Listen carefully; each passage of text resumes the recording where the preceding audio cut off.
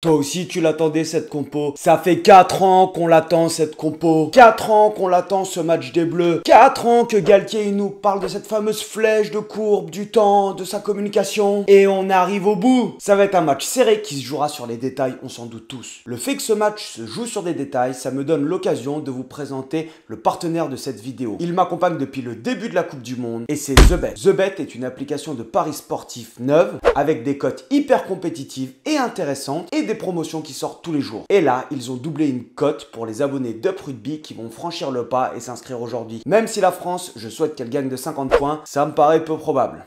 Beaucoup de personnes ne nous voient pas passer les quarts de finale et je suis pas d'accord. Si on ne pense pas qu'on peut aller au bout après les 4 saisons que Galtier nous a fait vivre avec ses hommes, mais je pense qu'on n'aura jamais l'opportunité d'aller au bout de la Coupe du Monde si on n'y croit pas maintenant, si on rêve pas maintenant. Mais quand est-ce que tu vas le faire? Et donc, si vous commencez à me connaître, vous savez que j'aime bien les cotes un petit peu risquées. La grosse cote que je snipe bien gentiment, c'est le combiné moins de 43,5 points dans le match et victoire de la France. C'est-à-dire qu'en additionnant les points de la France et de l'Afrique du Sud, on n'a pas un total de points qui dépasse les 43,5 et que la France gagne à la finale.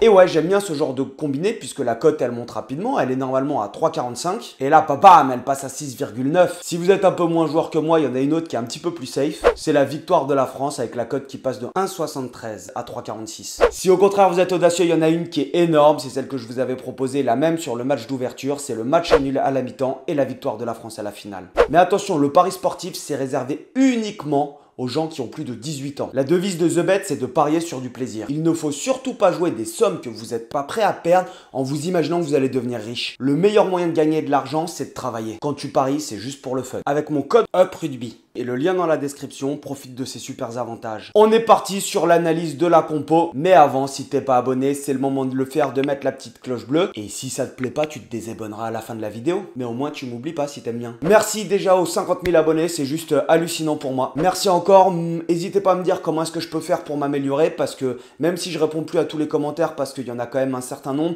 j'essaye de tout lire et je trie, je réponds de temps en temps, mais sinon je passerai ma journée à ça. Allez, c'est parti!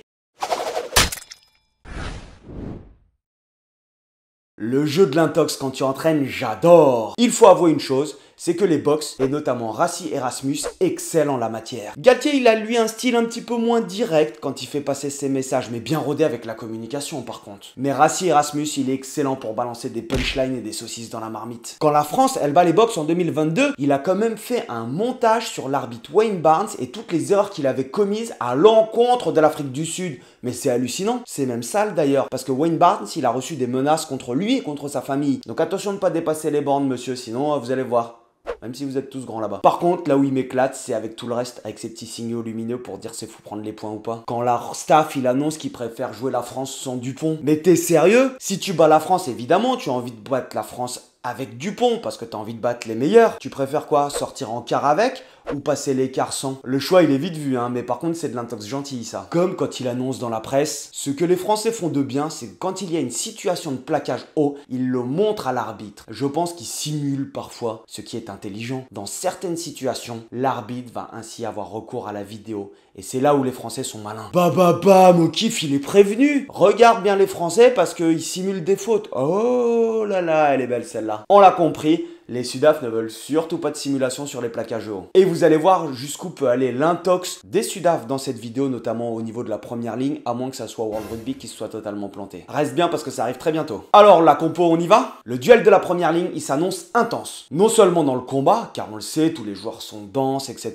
mais d'un côté comme de l'autre, mais aussi en mêlée surtout. On n'a pas de surprise, car à gauche, on a Baye, à droite, on a Antonio, et au milieu, on a Peato Movaca. Sur le banc, on a évidemment Bourgarit, Wardy et Aldeguerri. Wardy, pour souvenir, il avait honoré sa première cape contre les Box en 2022 et tout le monde se demandait s'il allait être au niveau et mamaï, le match qu'il nous avait fait, il nous avait régalé. En France, on a la hiérarchie qui est clairement établie avec les titulaires et les finisseurs ou les remplaçants. On sait que Galtier, il s'est efforcé de construire un groupe de joueurs le plus qualitatif possible de manière à pouvoir anticiper tout ce qui est blessure et surtout que ton coaching, au bout d'un moment, soit exactement comme celui des Box en 2019 où tu ne savais plus qui était titulaire ou remplaçant. remplaçants parce que t'avais Malcolm Marx qui était d'un côté et Mbonambi qui était de l'autre. Au bout d'un moment, Malcolm Marx, meilleur talonneur du monde, qui était remplaçant, qui rentrait à la mi-temps, tu te disais waouh waouh. Et j'imagine que quand tu es première ligne, tu étudies énormément ton adversaire, tu laisses le moins de place possible à la chance. Tous les détails vont compter, donc c'est-à-dire que tu vas étudier les liaisons de ton adversaire en mêlée, peut-être son axe de poussée, ses appuis, son timing d'entrée, ses reprises d'appui, je sais pas, ses points forts, ses points faibles, je n'y connais strictement rien au rôle des à la technique des premières lignes, mais je suppose que c'est ça. Et la difficulté quand tu joues les box, pour moi, c'est que tu ne sais pas qui est titulaire, qui est remplaçant, donc ça veut dire que le travail, tu dois le faire en double. Quand tu es gaucher, tu vas étudier les deux droitiers adverses. Je pense que ce qui peut les contrarier, c'est l'absence de Marx. Et ouais, il s'est blessé, et là, ils ont fait un choix particulier, c'est qu'ils ont décidé de rappeler un 10 au lieu de rappeler un talon, et on a le retour de Pollard, sûrement dû à leur déficit au pied. Et Pierre Bourgarit, dans le match contre les Sudaf, il va nous apporter de la densité. T'y crois pas? Je me suis intéressé au morphotype des piliers et des talons des deux équipes pour voir ce que la présence de Bourgarit elle allait engendrer sur le jeu. Parce que j'étais parti d'un constat sûrement basique en me disant Bourgarit c'est pas le plus épais. Je me disais donc que l'entrée de Bourgarit elle allait sûrement nous amener plus de mobilité en seconde mi-temps avec un spécialiste du poste talon. Laissez-moi vous expliquer. Movaka il est à 116 kg sur le site de World Rugby. Bourgarit à côté c'est 8 kg de moins, c'est 108. Malcolm Marx il était à 116 kg mais il est plus là. Et donc on a peu de doute, c'est Mbonambi qui va commencer. Et quelle surprise sur le site de World Rugby. Je pense que ce sont les staffs qui donnent les mensurations des joueurs et qui les envoient, à moins qu'ils les prennent sur It's Rugby. Quelle surprise de voir notre cher Mbonambi qui est à 98 kg. 98 kg. Mais tu te moques de moi, tu l'as vu l'animal, il est épais comme ça, il a des trapèzes qui font la taille de mes cuisses. Mais non, c'est pas possible. Le mec c'est un animal sur le terrain. Il est plus large qu'une plaque de BA13 et plus épais qu'un frigo américain. 98 kg. Je suis désolé, j'y crois pas. Si tu vas sur le site All Rugby, il est à 118 kg, 20 kg de plus. Donc ça veut dire que c'est kiff-kiff le poids avec Movaka sur la première mi-temps. J'ai ensuite regardé Foury, leur talon remplaçant. Dans sa carrière, il n'a commencé que 16 matchs au poste de talon. Et il n'a plus joué ce poste depuis le 11 mars 2018 en top 14 talon. Il a 37 ans et pour lui en revanche, les sources se recoupent. Et c'est là où ça m'a vachement surpris. C'est qu'il a moins de 100 kg. Donc les box ne rappellent pas un talon, ils font jouer un mec de 37 ans au talon, qui n'a pas joué depuis 2018, sauf là les quelques derniers matchs, qui pèse moins de 100 kg. Tu t'imagines, ça veut dire que Pierre Bourgarit, un talonneur de métier, va rentrer en deuxième mi-temps contre un talonneur ancien, qui était peut-être du métier avant mais qui a basculé troisième ligne, et il va nous apporter de la densité. Et là j'ai été scotché, Pierre Bourgarit nous apporte de la densité. C'est génial. En seconde ligne, on a Woki et Flamand. J'ai fait la vidéo sur les secondes lignes,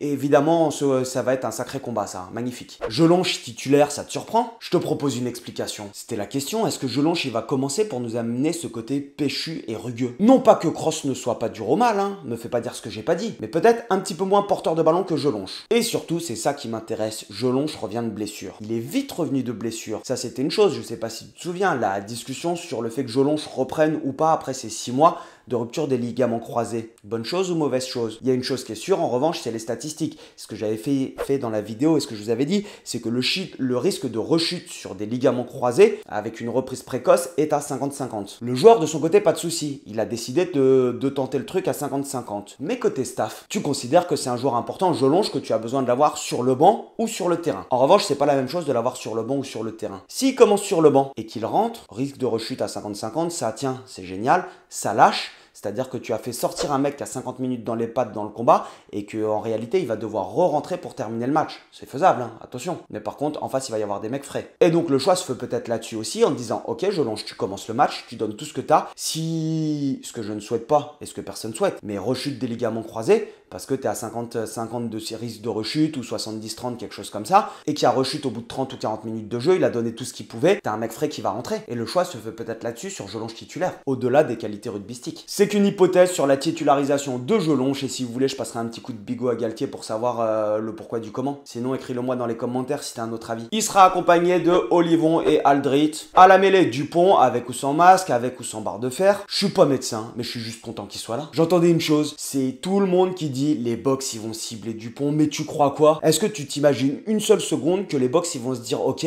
on va lui mettre un gros coup de tête dans la pommette, ou on va lui mettre une droite ou un plaquage épaule dans la pommette? Eh non. Et tu crois qu'ils ont attendu en fait qu'il soit blessé Dupont avant de le cibler? Mais Dupont il est ciblé sur tous les matchs, il est juste exceptionnel comme joueur, donc bien sûr que tu vas essayer de limiter son influence sur le jeu, mais tu peux pas au bout d'un moment avoir des gestes dangereux. Tu les vois prendre un carton rouge parce qu'ils ont décidé de cibler Dupont, j'y crois pas une seconde. Il sera ciblé mais comme tous les joueurs. Et puis déjà s'il faut l'attraper Dupont, hein, parce que quand quand il commence à rebondir partout, il est pas marrant. Tactiquement, en revanche, je pense qu'on va avoir juste une petite variation, ça va être au niveau des sorties de camp. Je ne sais pas si tu te souviens, dans le tournoi Destination, Dupont, il a un super jeu au pied, hyper long, etc. En revanche, quand c'est toujours lui qui prend le jeu au pied à son compte, évidemment, on essaye de lui mettre une plus grosse pression pour contrer ses jeux au pied. Et on s'était fait contrer 2 ou 3 jeux au pied, il me semble, dans le tournoi Destination, ou peut-être un petit peu plus. Et donc, on avait décidé de relâcher cette pression qu'on met sur le mec qui prend le jeu au pied, parce que tu te la mets, la pression, pour pas te faire contrer, pour trouver l'angle, etc. Et quand t'es capitaine et que t'es Dupont, bah, au bout d'un moment, ça te fait du bien aussi de te décharger de cette pression. Et donc, sur les sorties de camp, on avait envoyé quelques variations, notamment en prenant le centre avec un bloc de 3, et derrière, tu déplaces le jeu avec Ramos dans l'axe ou Jalibert. Et donc, ou à l'époque, c'était Ntamak. Ça veut dire deux choses. Ça veut dire que les box, ils vont sûrement l'anticiper et que quand on va décider de déplacer le ballon, ils vont venir taper très très fort en défense, essayer de contre-roquer et de nous mettre à mal sur nos sorties de camp. Mais ça, j'imagine que la France l'a déjà anticipé puisque c'est une petite guerre stratégique qui se fait avant le match, ça. Mais ça veut dire une chose aussi, ça veut dire que si on décide de laisser le ballon sur le terrain, parce qu'on n'a pas envie de donner des ballons en conquête à l'Afrique du Sud en touche, parce que t'as pas forcément envie de les affronter, sur ce domaine-là, sur les ballons portés ou sur des lancements de jeu directs, il va falloir quand même faire attention parce que derrière, ils ont Willemc, Colby et RNC et toute la clique qui sont capables de te remonter des ballons avec énormément de vitesse. Et donc ça, c'est le petit truc sur lequel il faudra faire attention pour moi sur les jeux au pied de sortie de camp si tu décides de laisser le ballon sur le terrain. À l'ouverture, Jalibert, au centre Ficou et Danti. Un gros courage à ces deux-là en défense car les Sudaf, ils sont vraiment très denses au centre et ils arrivent à taper très très fort. Après, les mecs,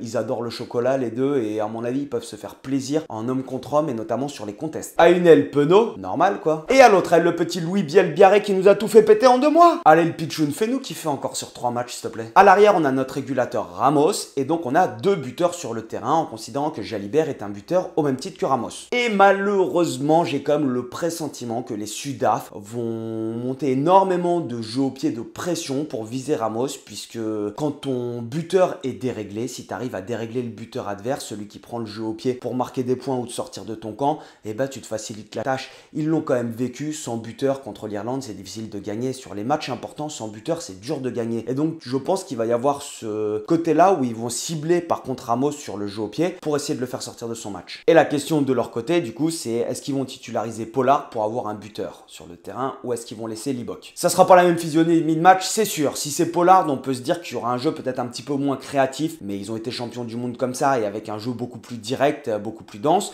Et si c'est Libok, il va y avoir forcément une augmentation des prises de risque en attaque, mais qui dit augmentation des prises de risque en attaque, dit possibilité de sanction pour la défense. Et donc si tu sanctionnes bien, parce que la France, on est capable de sanctionner très rapidement les erreurs adverses en attaque, et bah tu t'exposes. Et donc ça va être intéressant de voir qui vont titulariser. À l'heure où je tourne la vidéo, j'en ai aucune idée. Pour continuer sur le banc, on a évidemment Tao. Et évidemment, la question du 6-2, du 5-3, du 5,5, 3,5 avec un utility player, elle se posait sur la composition du banc du 15 de France. Et donc, ça a été tranché pour un 6-2.